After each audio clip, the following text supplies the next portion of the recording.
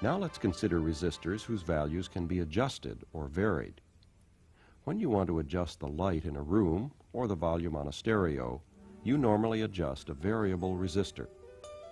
A variable resistor is also often called a control, since it controls brightness, volume, or speed. Another common name is potentiometer, related to the fact that most adjust potential. Here's an assortment of variable resistors, and here's the schematic symbol for them. The resistor symbol has an arrow added to indicate the variable function. So how does a variable resistor work? Imagine a curved strip of carbon with its two ends close to each other but not touching. Current would have to flow around the strip of carbon to get from one terminal to the other. The resistance between these two terminals is fixed by the amount of carbon in the strip. Now add a third terminal attached to a shaft with a movable contact that rubs against the carbon strip. If we number the terminals, number 2 is often called the wiper of the variable resistor. The distance between terminals 1 and 3 never varies, but the distance between 1 and 2 or between 2 and 3 can be varied by turning the shaft. If you rotate the shaft clockwise, the arm moves closer to terminal 3. The resistance between terminals 2 and 3 is reduced. At the same time, the resistance between 1 and 2 has increased. The opposite happens as the shaft is rotated counterclockwise. Let's connect this control in a circuit. The fixed terminals are in the main line of the circuit with an ammeter also in the circuit.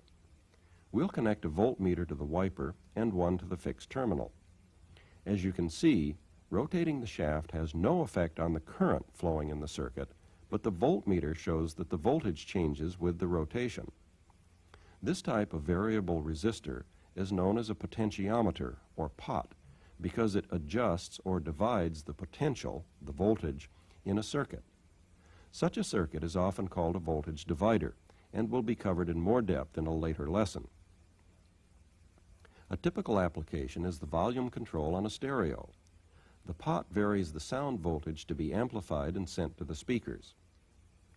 So far, we've shown the potentiometer as a device that works by rotation, because most are circular in construction.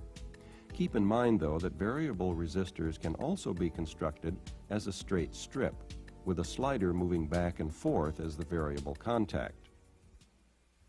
If only one fixed terminal and the slider or wiper terminal are connected in a circuit, the voltage is not divided. What happens instead is that current flowing in the circuit is made to flow through more or less resistance. Such a device varies the current flowing in a circuit and is called a rheostat. A rheostat is a two-terminal variable resistor that varies current rather than potential. A good example of a rheostat in action is the control that adjusts the brightness of the dashboard lights in many cars. As the knob is turned counterclockwise, the current to the lights, shown as one lamp symbol in the diagram, has to flow through more resistance in the rheostat. This reduces the current flow to the lights, and they go dimmer.